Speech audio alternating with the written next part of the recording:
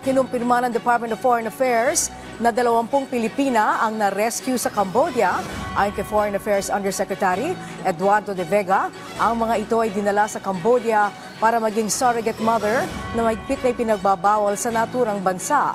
7 umano sa mga ito ay nakatakda ng i-repatriate habang ang 13 ay nananatili sa local hospital.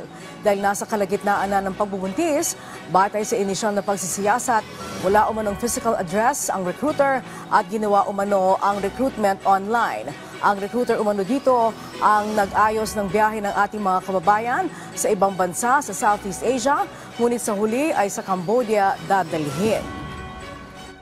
They're safe, they're not, hindi sila in the point of dying, no? Ayon sa ating embahada, yung sinasabi ng agency, we might not even know the physical address of this embassy because lahat sila via social media, kinontak, via email, Facebook.